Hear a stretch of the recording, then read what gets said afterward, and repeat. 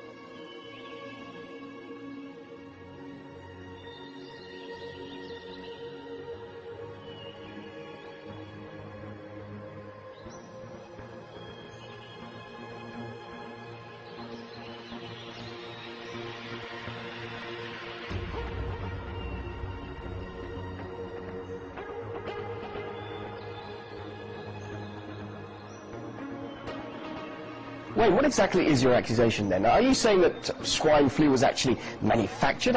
Why on earth would anyone want to do that, and why? What, and who?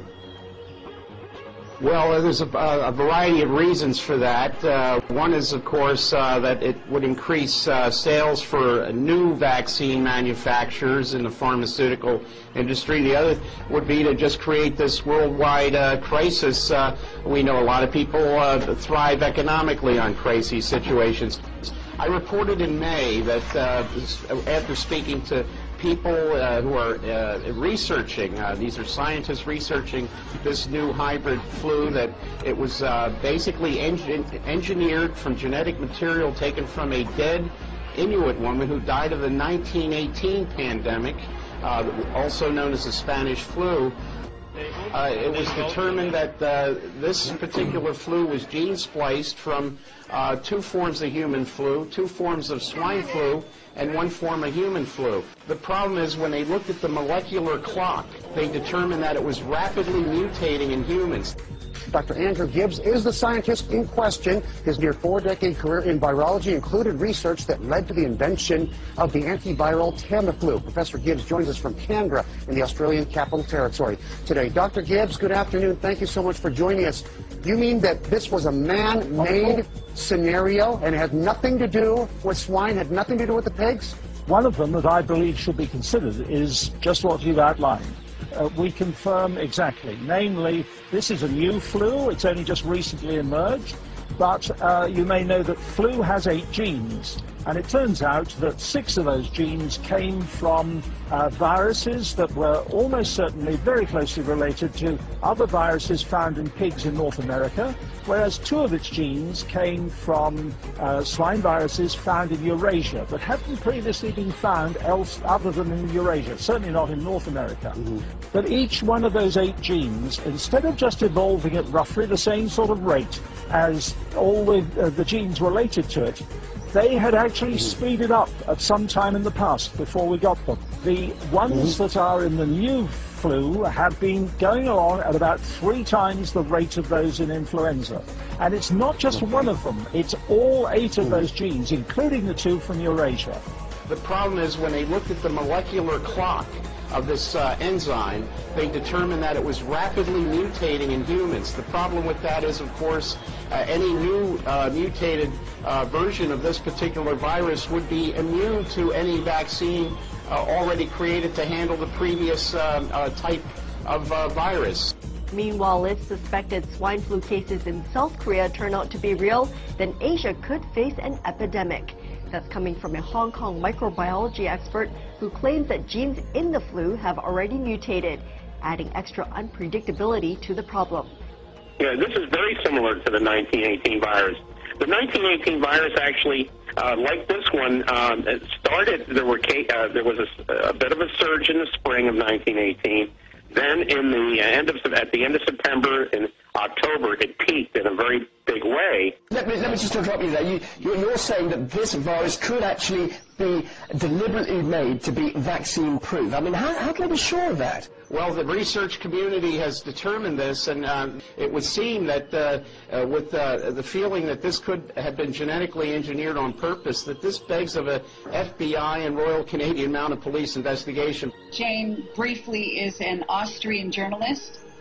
She filed criminal charges against the World Health Organization, the United Nations, and several high-ranking government and corporate officials concerning what she's considering bioterrorism. I guess she was also fired from her job. And this is really the focus of my various criminal charges, and they started in April in Austria. I filed charges at the state prosecutor here in Vienna, and the police are investigating Baxter because Baxter was involved in activities that clearly showed a criminal intent.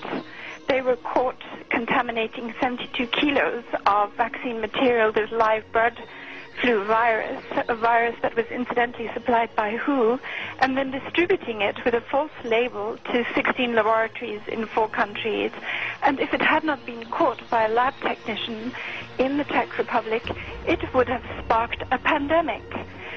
So the criminal intent of Baxter is, I think, quite clearly established by the facts, indeed, in the public domain. All I did was put them together.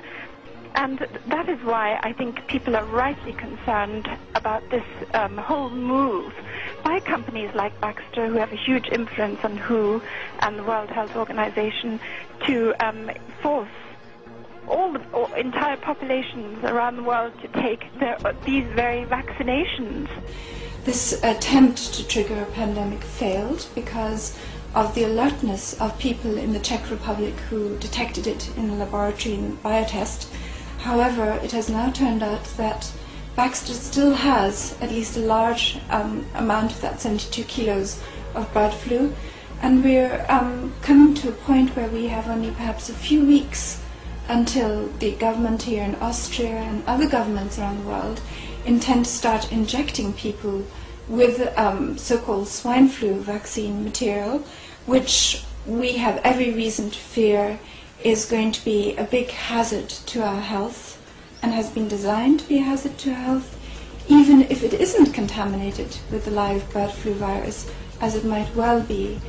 Well, unfortunately, we have seen how, in spite of mounting and growing protests in the USA and now in Europe, the latest polls show that 29% of the Germans are categorically going to refuse the swine flu vaccine. In spite of all that, the governments are pressing ahead relentlessly.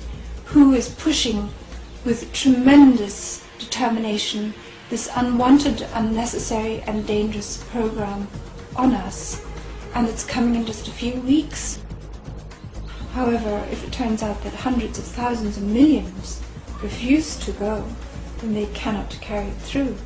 And that's why it's important for every single person to say no and not to go along with it. So my message that I want to give to people, if I can give any message, is that time is running short, that we all of us now have to recognize the scale of the threat and danger to us individually and collectively, and we need to take steps and organize to stop this mass vaccination program as soon as possible.